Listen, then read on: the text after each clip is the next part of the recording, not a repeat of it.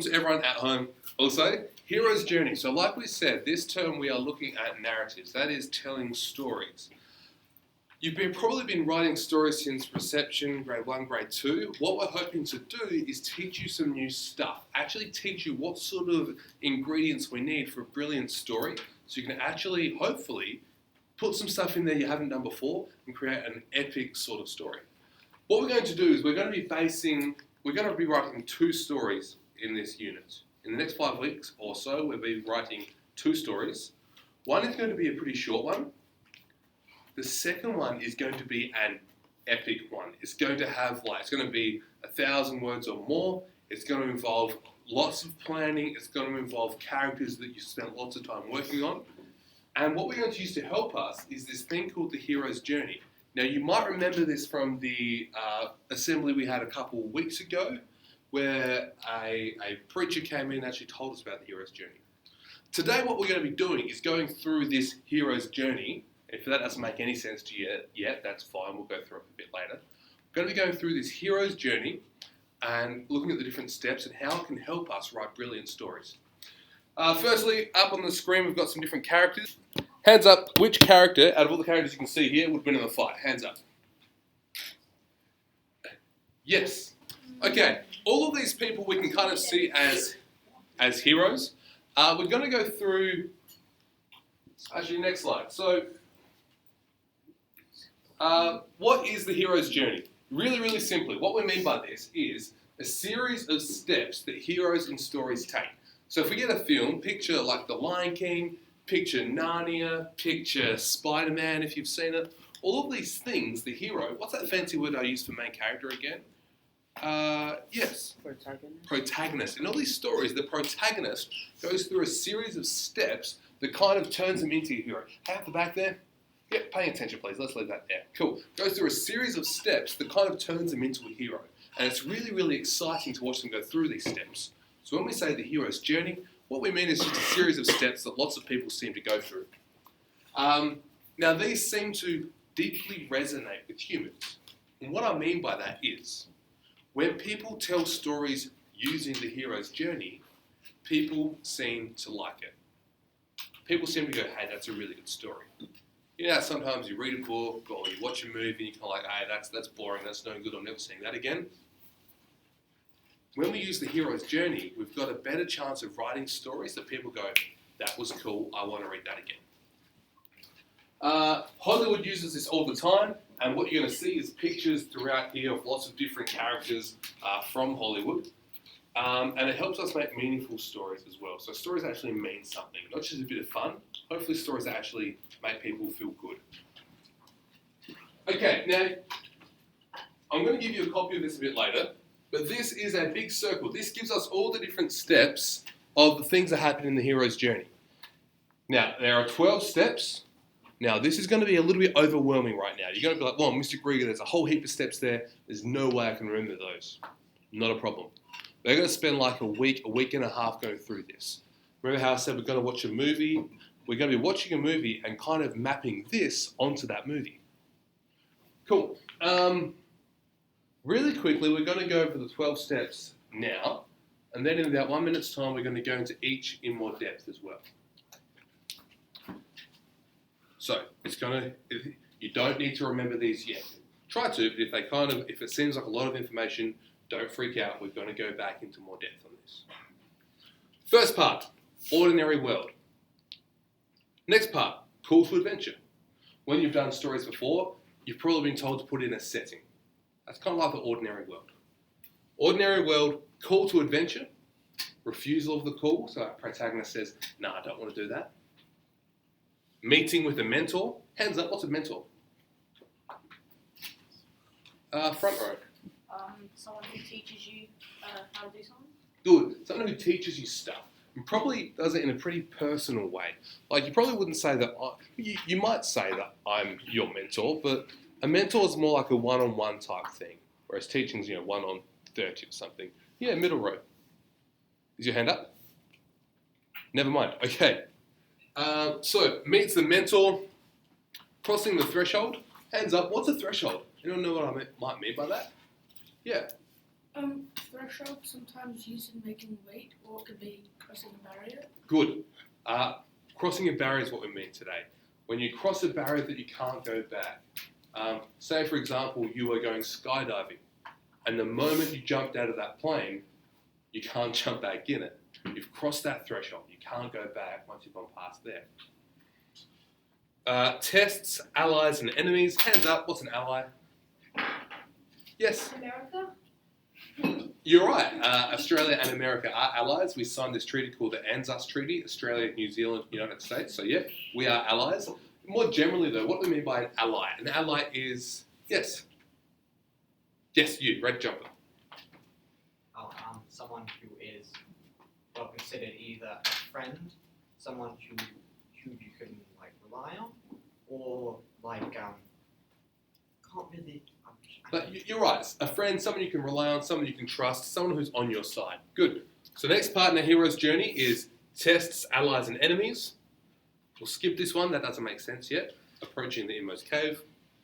Ordeal. Ordeal is like a big battle, a big challenge. And again, these won't make heaps of sense to you yet. That's fine. We're going to go into more detail in a second. Reward / seizing the sword. So after the big battle, you get a reward. Something good happens to you. Road back, resurrection, and again, we'll go into that in more depth. That won't make sense yet. And return with the elixir. You don't know what an elixir is?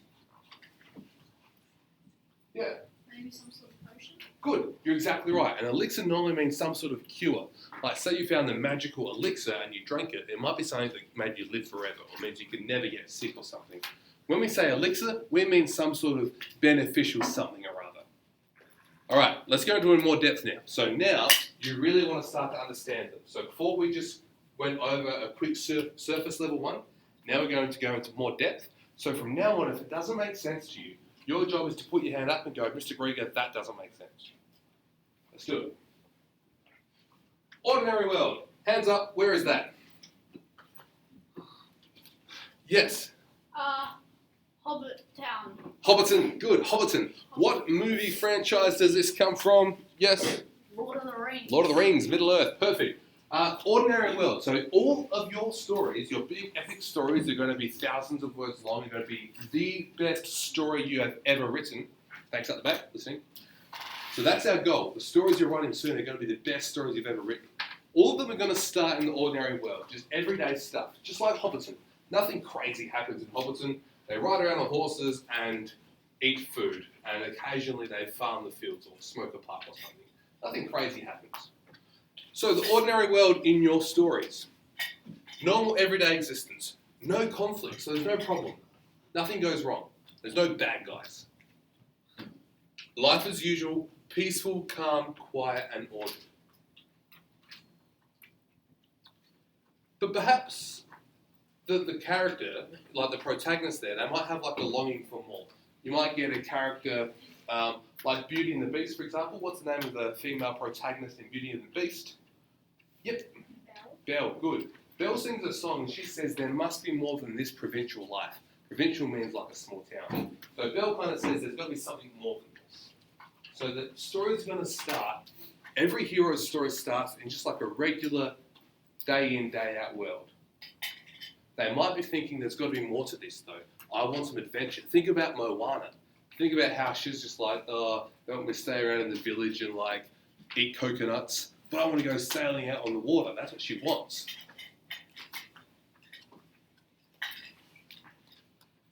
The character might be misunderstood, maybe doesn't fit in. Hands up if you've seen the film Mulan. A couple of us, half of us, cool. Mulan kind of doesn't fit in. All the other girls are getting makeup put on her, and she's like, nah, stuff that. I'm going to run away and go fight Genghis Khan. So maybe your character doesn't fit in at the start of the story. Cool. Next step. So we've started in the ordinary world, right? So every hero's story starts, and later on you're going to be creating your own hero. And your hero is going to start in the ordinary world. Girls at the back, not paying as much attention as I'd like. Put that down. If I speak to you again, I'll probably separate you, okay? So the characters start in the ordinary world. But then there's a call to an adventure. Something happens, and it's like obvious that they can't just go back to their normal day-to-day life. What's that picture in the background? Yes? Narnia, good. The closet of Narnia. Anyone know how that closet was made? Up the back. In the first, like, Narnia, like, book, it was actually a tree to get to Narnia, and then the tree got chopped down, I think. Yeah, they brought back a piece of fruit from Narnia. Yep. And then they ate that fruit, and it just tasted really nice. And then they threw the apple core in the backyard. Actually, they used the fruit to heal one of the characters. His mum, yes, thank you very much. Brilliant. And then the apple core, they threw it in the backyard, then it grew, that's right, then it grew a regular apple tree, which had regular apples, which were very tasty. Yeah, cool. And then one day that tree fell down in a storm, and they made a closet out of it, which turned into a magic portal to a different world, which is cool. So a call to adventure. So the hero, right, now you can picture Peter Parker and Spider-Man, you can picture Moana, you can picture Katniss Everdeen. Hands up if you've seen Katniss Everdeen movie, what do we call that again? Hunger Games. Hands up if you've seen Hunger Games. Hands up if you've seen Moana. Hands up if you've seen Lion King. Good, okay. So Hunger Games is a good example. Katniss is just doing her day in, day out. Thank you, looking this way. Cool. Katniss is just doing her day in, day out. She's living in the ordinary world. And all of a sudden those government SOBs come along and stuff happens and she volunteers as tribute or whatever and on behalf of her sister, and that's her call to adventure. So something happens and then our heroes, remember we see this in movies and you're going to create your own hero soon, the hero's going to have a call to adventure and they go, yep, there we go. There's an opportunity to do something extraordinary. Again, think of the movie, The Hunger Games, if Katniss didn't accept that call to adventure. It was just, once upon a time, there was a girl called Katniss Everdeen. She lived in a rundown house. She was unhappy. One time her sister went to some Hunger Games thing. She died. Katniss Everdeen lived a long, miserable life. The end. That's boring. Imagine Lord of the Rings where they just stay in Hobbiton. That's boring. Imagine, like I said yesterday, imagine Little Red Riding Hood. One day, Little Red Riding Hood didn't go and visit her grandma. The end. Yay. We need something exciting to happen. So the call to adventure. A serious situation emerges that threatens life in the ordinary world. Like the Hunger Games. Like Moana, there's that weird disease thing that's killing everything. So something threatens their island and someone has to change it. The hero is summoned or called to undertake a very important task or mission. What's another good example? Think of Lion King. Scar, the bad lion, comes along and takes over the Pride Land. Something threatens. All right. But I'm just Harry. Well, just Harry. All right. Refusal of the call. One day you might watch Harry Potter #1, then you might. One day you might be enough to watch it. But if you're not, there's other good movies out there too. Okay, refusal of the call. Our hero almost always, think of Moana. She's kind of like, I should stay and be chief. No, I should go sailing with the chicken. No, I should stay and be chief. No, I should go sailing with the chicken. She's kind of going back and forth. Think of Harry. Hagrid's like, you're a wizard, Harry. I'm a what? And it's like, I can't be a wizard. Anyway, our heroes almost always say, no, I don't want that. I'm just a regular dude who does regular things. I'm not a wizard. I'm not some sort of hero. Why? Why do our heroes do that? Hands up. Why don't our authors give us heroes that go, yes, you're right, I am a hero? They play hard to get. They play hard to get, you think? They play hard to get, interesting, so maybe add some interest to it. Cool. Yes? They want it to be like you. It's just like an ordinary person like you, so you could be it. That's very, very good. Because the author wants us to be able to connect to and relate to the hero. If someone came up to me and said, Sam, you're a wizard, I'll be like, I'm a what? Because, and if Harry was like, yeah, I always knew that. Of course I'm a wizard. I'm going to be the best wizard there was. I'm going to kill this guy called, you know what, I won't say his name. If Harry was like that, he would be a little bit more different to us. But because he hesitates, he's like, no, I'm just a regular dude. I'm like, I'm a regular dude. It's like me and Harry are mates all of a sudden. Did you have something else to add? No, all good? Yes. It can add tension. Add tension, good. It's kind of like, is he going to do it or is she going to do it? Yes or no? Adds that tension there. Good. So, next step, and you will include this in your epic, not in your epic narratives, is a refusal of the call. The mentor. Who knows this fellow? Good. Hands up, what's his name? Yes.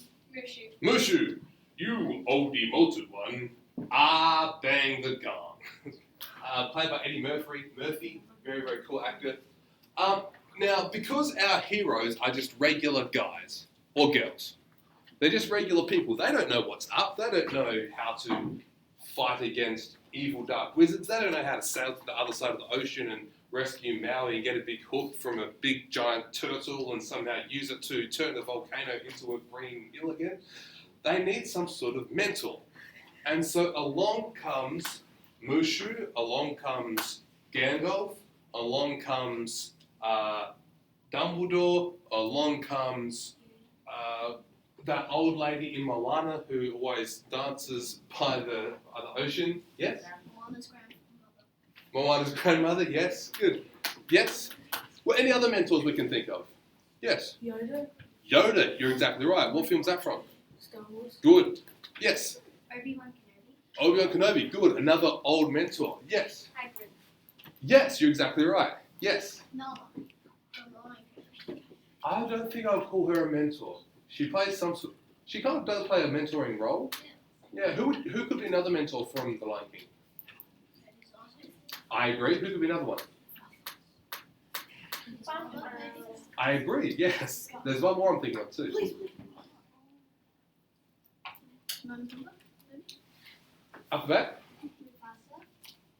Yeah. When he comes and says, "You are more than what you've become." Yet in that moment, he's acting as a mentor. Yes. The dude whose name is mentioned only once.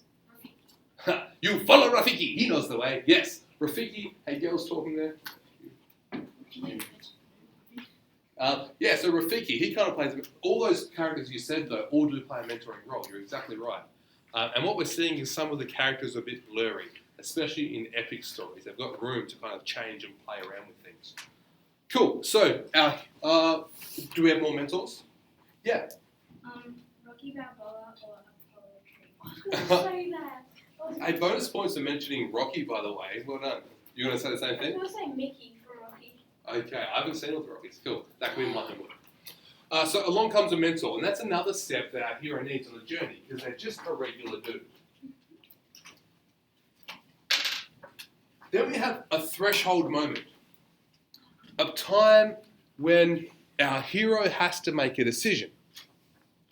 And our hero makes a decision, and if they choose one thing, they can't go back. Hands up, you know what this one's from. What is it? Matrix. The Matrix. Hands up, you've seen The Matrix? It's one of those films that it's better to watch when you're older, not because it's crazy inappropriate. Like, there are a couple moments that are, a little bit intense, but mainly just because there's a lot going on. And I watched it again for the recently, like a year ago, and saw heaps of stuff I didn't notice ages ago. So one day, when you're like 22 years old and you've got a uni assignment due in 2 days' time and you're procrastinating with your other housemates, you'd be like, what should we do? Oh, let's watch that movie Mr. Grieger told us about back in 2019. What was it? The late chicks? No, that's not it. Mateflix. No, that can't be right. The Matrix. A few years' time, go back and watch Matrix. It's cool. We've got there Moana. Moana decides that she's going to all of a sudden sail away over the other side of the reef and go and save the world type thing. And once she gets on the other side of the reef, all those waves come around. And it will be very difficult, maybe she could, but it will be very difficult for her to go back. So in your stories, you're going to have a moment, and in the film we watch soon, there's going to be moments where our hero makes a choice, And that means he or she can't go back. They've committed, they're all in. And we call that the threshold. Tests, allies, and enemies. Hands up, what's this film? Frozen, good. Awesome. And we've got friends and allies and enemies. Hands up if you haven't seen that film. Good, so we can spoil it. And we know that we've got a couple friends here, a couple people we could always trust. For example, this dude, is it Hans?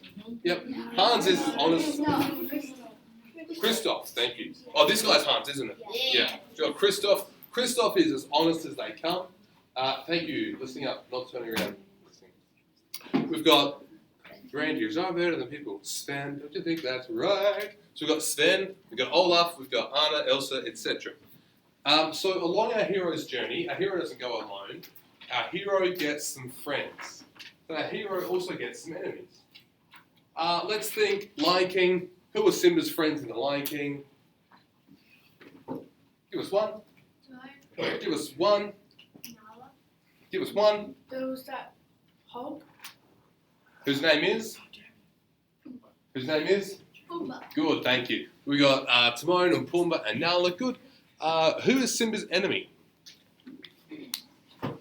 Yes. Probably not. Think related to Mufasa.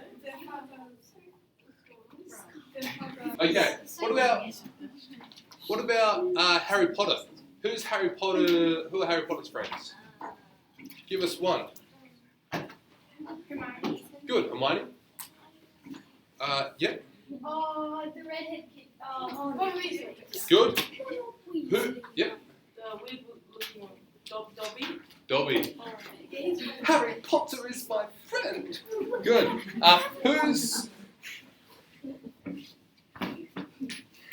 Nice. Who's? Now, don't think the big enemy, but we meet him in the first year at Hogwarts. Who is Harry Potter's kind of low-level rival, arch nemesis? Yes. Draco. Good. Draco Malfoy. Good. So, along the way, we need to introduce our character, our hero, to some friends and some enemies. Hey, gentlemen. That's enough, please. Thank you. We need to introduce our hero to some friends and some enemies. Tests and challenges. Now, we can't just give a story that nothing exciting happens. Imagine Rocky Balboa, if every time Rocky Balboa would... Hands up if you don't know who Rocky Balboa is, by the way. Hands up if you know who Sylvester Stallone... If you don't know who Sylvester Stallone is. Alright, Rocky Balboa is this really... It's not that huge, it's this really strong, good boxer who fights lots of people and punches them and stuff. Imagine Rocky Balboa if you only ever fought like 4'7", 50 kilo weaklings. Imagine how boring that would be.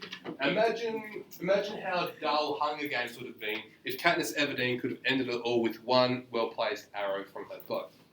Imagine how boring Lion King would have been if instead of Scar being this kind of scary, intimidating, scheming, deep-voiced, conniving feline, it was this itty-bitty tabby cat. We need some big challenges in our stories. We need to have something that our hero can face, and we probably need increasing challenges. Some of you might have heard it referred to as pebble, stone, boulder. Anyone heard it like that before? Yeah, a couple of us. Cool. So our hero needs to run into some tests, some challenges, because if it's all plain sailing, it's boring. Again, imagine the story of Little Red Riding Hood if she never meets the wolf. Happy for her, bad for us.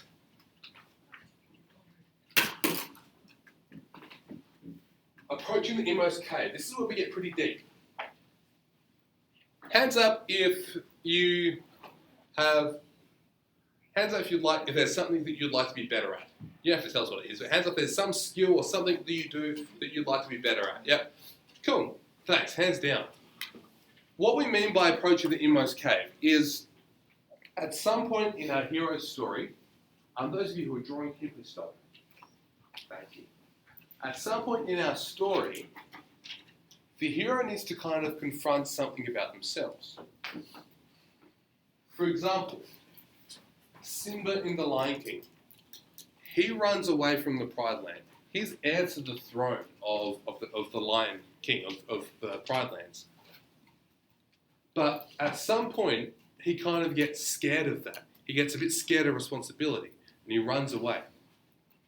But then at the very end, he comes back, and he kind of enters the inmost cave by confronting his fear of responsibility or something. He kind of finds something in himself that he doesn't like, that he needs to change, and he kind of confronts that head on. That's what we mean by confronting or entering the inmost cave. What we call a metaphor. We're going to look at them a bit later. Another example might be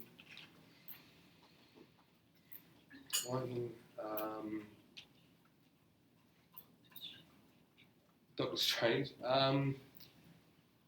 What about when in Frozen we've got Elsa?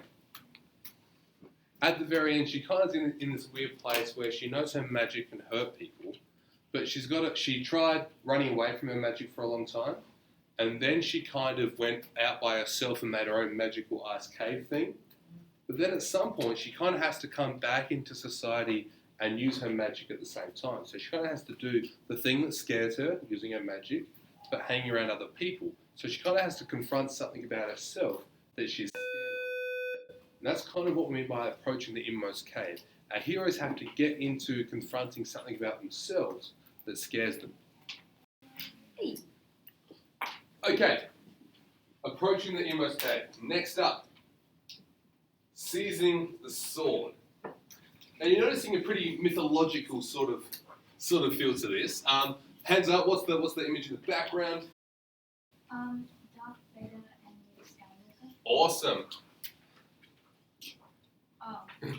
I'm very good at this. Awesome. Darth Vader and Luke Skywalker. A good father-son moment. So, there's a moment in our epic stories that the hero finds the courage and the nerve to face their enemy head on. So, imagine, let's go back to Lion King. Simba runs away from Scar. Scar says, and I haven't seen the live-action film yet, but I'm assuming he says the same thing. He says, "Run away, Simba. Run away and never return." And then off goes Simba. Yes. Spoilers. Yeah, no, that's fine. I was joking. Like I said, I assumed that they said that. Oh, grade 7s. We're not going to boo people. Tuning back in. Thanks, folks. Cool. Gentlemen. So what we mean by this is when you seize the sword, when you like a ruler, good. When you take up the sword, it's like saying, "I'm ready. I'm going to do it. I'm not scared anymore." So when Simba goes back to the Pride Land to face Scar, it's kind of him seizing the sword. He's like, "This is my battle. I'm going to fight it. Scar, you don't scare me anymore." They find the courage to confront their worst fears. The hero decides it's all or nothing. They're kind of like, "I've come this far. I'm not just going to go home now and sit in my bedroom playing Fortnite." Or Line Fortnite, whatever Simba plays. He's like, "I'm going to actually go, I'm going to confront this, I'm going to commit." They decide that it's time to act. We call that moment seizing the sword. They go, "It's all or nothing, I'm in, we're making this happen." The ultimate ordeal. Hands up if you recognise this character. Yes. I recognise him. Yeah. Hands up if you know where it's from. Pokemon. Pokemon. This is Gary Oak. That's right. In Pokemon, number 1, Pokemon Red and Blue, the one that I played when I was your age and younger, he's your arch nemesis. He's the guy you hate. The final ordeal, that's the moment in the hero's journey. So there's a moment where our hero faces the ultimate enemy. This is when Simba meets Scar, and we've got that brilliant fight there between Simba and Scar. It's a great moment when Scar's like, "Simba surely wouldn't hurt your own uncle and family. What can I do?" And Simba's like, "Run away, Scar. Run away and never return." That's a great moment. He's using Scar's words against him. He's saying, "You don't scare me. The roles have been reversed. I'm in control now." And then Scar scoops up, I'm not sure if he does this in the live action version or not, he scoops up the coal in his face and they have that big fight. That is Simba's final ordeal. That's him facing his ultimate enemy. Who can think of some other ultimate ordeals in other films or books? Yes? Harry Potter and Voldemort. Absolutely. So the very, very last film, Deathly Hallows Part 2, when Harry's like, come on, Tom, let's finish this the way we started it. Together! And he jumps out of the window and they do that thing. That's his ultimate ordeal. That's him facing his biggest challenge. Yes? Rocky and Clubber Lane. I don't know Rocky well enough, but that sounds about right. Haven't if you've seen Lord of the Rings?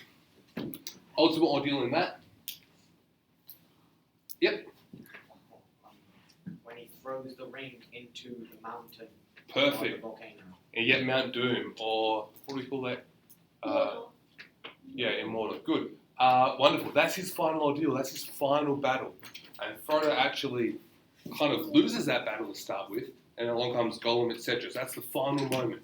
It's when you face the big baddie. If you play video games, think about when you face the final boss on level 100 or something. Cool. Yeah. Luke Skywalker confronting Darth Sidious and Vader. Awesome. Good. Final ordeal. The biggest, baddiest baddie you can find. When they confront them, that's the final ordeal. It's what the whole story's been leading up to. All those tests, all those challenges, the mentor, all helping out our hero, all builds up to that moment. Final ordeal. Okay. The hero undergoes his most challenging test, usually face to face with his mortal enemy. I apologise also for the use of his constantly. I kind of stole half of my PowerPoint from another PowerPoint, and that PowerPoint used the word his the whole time through, and so it's kind of my fault, kind of not my fault. My apologies. We can have female heroes. In fact, there are many wonderful females who I consider my hero. You guys know Malala from Afghanistan? Yeah, Malala, she's a young girl who, in a world where people didn't want women to go to school, she said, no, women should go to school. People got so grumpy at her they actually shot her, but she actually survived the bullet, and then she went on to keep doing exactly the same thing, saying, I don't care if you shoot me, I'm still going to say girls deserve to go to school. I reckon she's fantastic. She's one of my heroes. All that to say, we can have wonderful, wonderful female heroes. My apologies, we don't have any inclusive language here. Face to face with his or her mortal enemy. So the person whom we know that is, throughout the whole Harry Potter series, you know there's going to be a moment when Harry and Voldemort have to go face to face. You know that's going to happen. In the Hunger Games, you know there's going to be a time when Katniss has to face the head director or whatever it is of that bad government. Snow. You know that's coming. Well, what's their name? Snow. Snow, thank you. You know that's coming sooner or later. That's the final ordeal. And we're not sure if they can succeed. This is when they go into it going, I don't know if this is going to happen. But they've already seized the sword. They're already all or nothing. So they're committed. Cool. That's the final ordeal. Resurrection. Okay. This is an interesting one. In the same way, approaching the inmost cave is a bit of a subtle, bit of a complex one. Resurrection is also a bit of a subtle, complex one as well. What we mean by this is that some parts of our character, of our hero, has to change. Moana is a good example. Moana starts as let's go Simba, because I know that story better. Simba, as a child, is pretty flamboyant, pretty carefree. At the end of the movie, when we see him climbing on top of Pride Rock, and he's got that massive roar out to the whole entire Pride Lands, then a bit later when we see him with Nala and he's got his own little baby cub, that's not the same Simba that we were introduced to in scene number 1 or scene number 2. It's a different Mufasa, a different Simba. Part of Simba, the kind of immature Simba, has died, and it's no longer him anymore.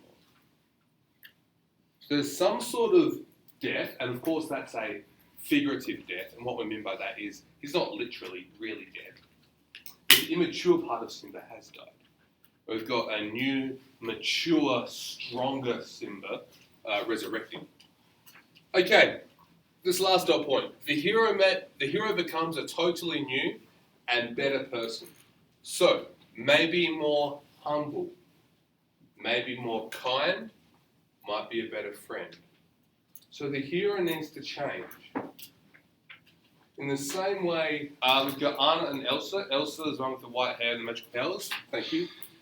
Elsa, after she goes through everything, she doesn't go through her problems and then she never comes back. She leaves the kingdom of Arendelle, disappears, and then she comes back. When she comes back, the part of her, remember how scared she is the whole time? She's like, put the gloves on, and that whole song she's like, don't let them in, don't let them see, be the girl you have to be, conceal, don't feel, I'm not safe here, I'm so afraid. She's always freaking out, she's nervous, she's scared. After she comes back to Arendelle, she's a different person. She's no longer scared and nervous. She's able to kind of combine her magical powers in her everyday life together, and that's kind of her resurrection. All right, lucky last one, I think.